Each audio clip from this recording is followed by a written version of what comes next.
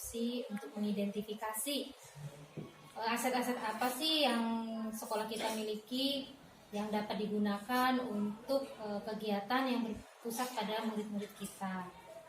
Aset sekolah ya. Iya.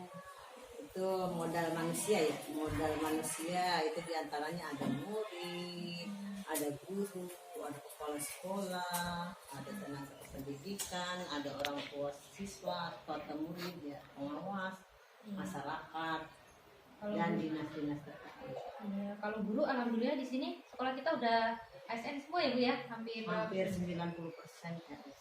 Oke, itu dari manusianya ya Bu. Kemudian kalau dilihat dari segi sosialnya nih Bu, kira-kira apa ya yang kita miliki? Dari segi sosial yang kita miliki diantaranya itu ada asosiasi profesi, ada ormas, ada majelis taklim juga, ada juga pengajian yang ada di lingkungan sekolah kita ya. Oke, baik. Nah kalau dari segi politik nih Bu, siapa sih ya yang terlibat atau aset apa yang bisa kita manfaatkan kalau kita lihat dari segi politik di lingkungan kita Bu? Untuk modal politik ya, dari segi politik itu yang kita dimanfaatkan dari lingkungan sekolah kita ya, itu ada juga kepala sekolah, komite sekolah, pengawas juga terlibat ya, dinas pendidikan dan mungkin kepala desa beserta perangkat-perangkatnya. Oke, itu kalau dari politik. Nah kalau dari agama dan budaya nih Bu, di lingkungan kita ya kira-kira tuh apa aja Bu? Ya kalau dari agama ya tentunya ada kiai, ada ustadz ya, Iya, gitu ya, betul. tokoh agama ya, terus ada tokoh kebudayaan, pondok pesantren, remaja masjid. Jadi adanya tokoh agama, tokoh budaya kita bisa manfaatkan untuk kolaborasi kegiatan anak-anak kita ya Bu, seperti Iya, Maulid kemarin ya. Maulid kemarin, mungkin nanti kalau selain Maulid kan ada keagamaan ke Isra Mi'raj. Iya. Kemudian Bu, kalau modal lingkungan nih di sekolah kita ya, Ini udah lingkungan nggak ada apa-apa kayak di Iya. sekolah.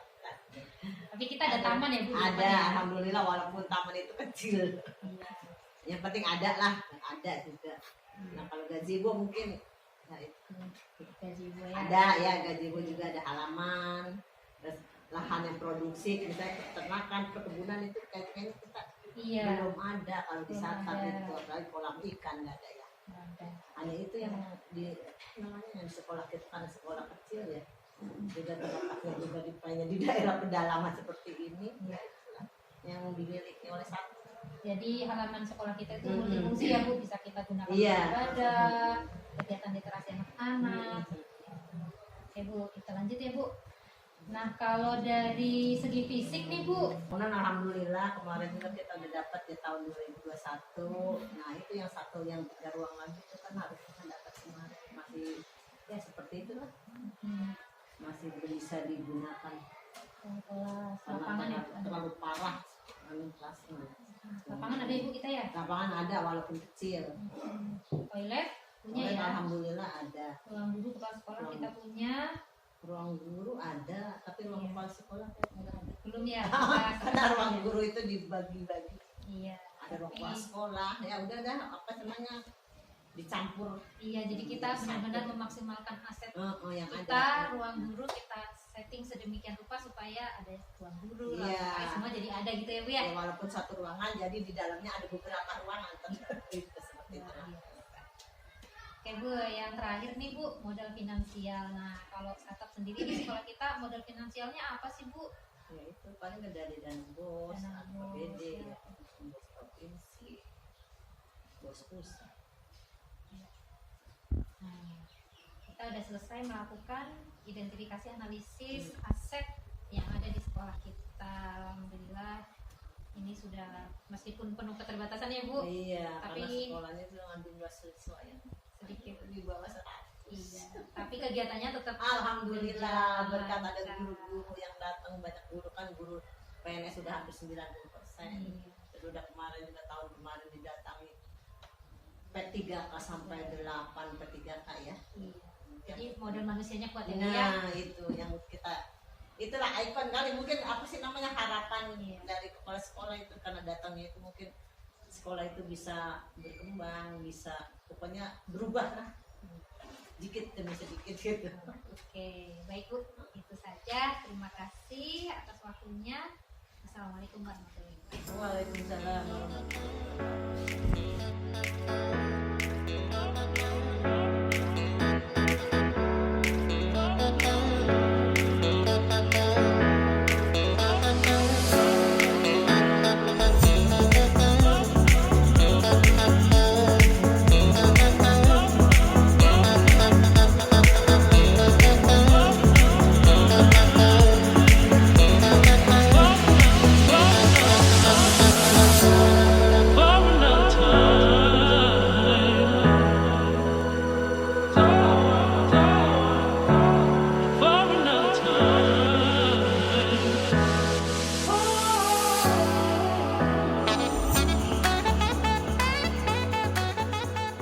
Assalamualaikum warahmatullahi wabarakatuh.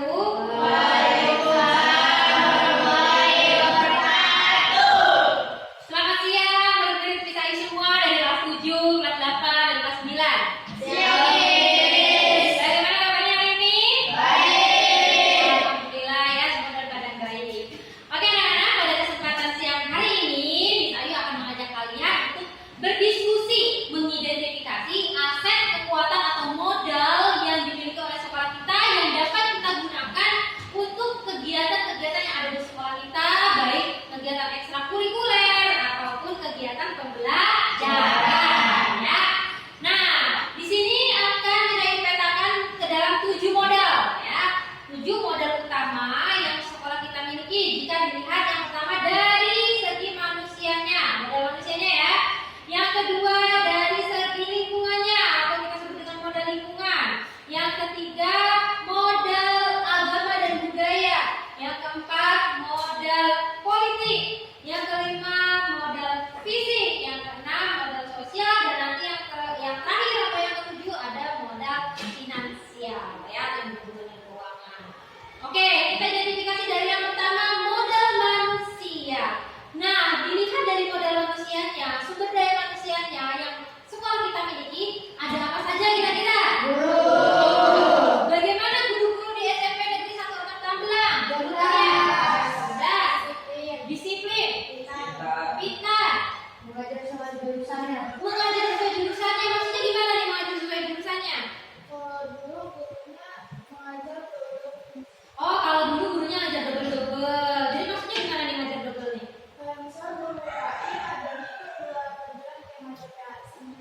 Oh, jadi guru PAI ngajar 2 mapel, ngajar PAI dan SBK. Bagaimana dengan sekarang? Oh, kalau sekarang udah enggak sesuai dengan jurusannya. Jadi kalau misalkan Pak gurunya jurusan matematika ya ngajar matematika aja gitu. Kalau bahasa Inggris aja. Oke, baik. Itu tadi dari guru. Nah, sekarang selain guru ada apa nih modal manusia yang sekolah kita miliki? Murid. Gimana sih murid-murid di sana? Bagus. Semangat. Apa lagi?